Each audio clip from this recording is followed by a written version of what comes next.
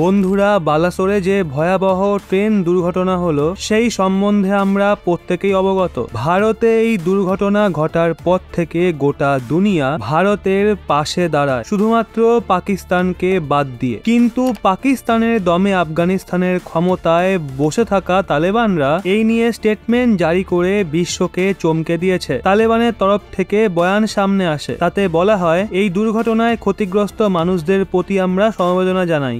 আফগানিস্তানের বিদেশ মন্ত্রণালয় বলে, আমাদের এটা শুনে খুব খারাপ লাগছে। ভারতে হওয়া ভয়াবহ ট্রেন দুর্ঘটনায় কয়েকশো মানুষের প্রাণ গেছে। আমরা তাদের পরিবারের প্রতি সমবেদনা জানাই এবং আহত যাত্রীদের দ্রুত সুস্থতা কামনা করি। এখন এই স্টেটমেন্ট এমন সময়ে সামনে বেরিয়ে আসে যখন আফগানিস্তানে তালেবানরা ক্ষমতায় রয়েছে এবং এই স্টেটমেন্ট তালেবানি শাসনেরই। এখন এই স্টেটমেন্ট জারি করে তালেবানরা তো পাকিস্তানের ঘুম উড়িয়েই দিয়েছে, সেই সঙ্গে চীনকেও ভাবতে বাধ্য করেছে যে প্রতিবেশীর সঙ্গে কেমন ব্যবহার করা উচিত। যদিও তালেবানরা যে ভূমিতে রাজ করছে সেটা আফগানিস্তানের, ভারত ও আফগানিস্তানের সম্পর্ক অনেক ভালো। দুই দেশের মানুষরা একে অপরকে ভাই বলে মনে করে। অবশ্য যে ঘটনা সামনে এসছে সেই নিয়ে যেভাবে তালেবানের স্টেটমেন্ট বেরিয়ে আসে সেটা সত্যি সবাইকে চমকে দেওয়ার মতো। অবশ্য দুনিয়ার অন্যান্য অনেক দেশ ভারতকে নিয়ে দুঃখ প্রকাশ করছে। ভারতে হওয়া এই ট্রেন দুর্ঘটনায় ৩০০-র ওপর মানুষের মৃত্যু হয়েছে। স্বয়ং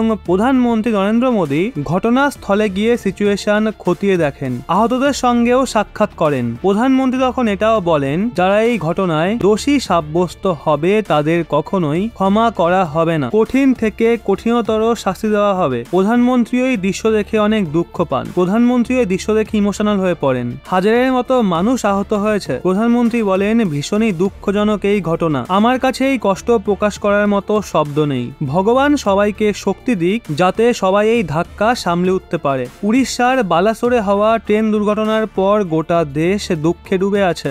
ভারতের মিত্র দেশগুলো দুঃখ প্রকাশ করে এই দুর্ঘটনা নিয়ে স্টেটমেন্ট জারি করে। এই দুর্ঘটনার বিষয়ে রাশিয়ার রাষ্ট্রপতি ভ্লাদিমির পুতিন বলেন, এই দুঃখজনক ঘটনায় যারা তাদের প্রিয়জনকে হারিয়েছে তাদের প্রতি আমরা সমবেদনা জানাই এবং আহতদের দ্রুত সুস্থতা কামনা করি। ভারতকে নিয়ে তালেবানের স্টেটমেন্ট দেখাচ্ছে কোথাও না কোথাও তালেবান ভারতের সঙ্গে সম্পর্ক মজবুত করতে চায়। এখন আপনাদের তালেবানের স্টেটমেন্ট নিয়ে কি মতামত নিচে কমেন্টে অবশ্যই জানান।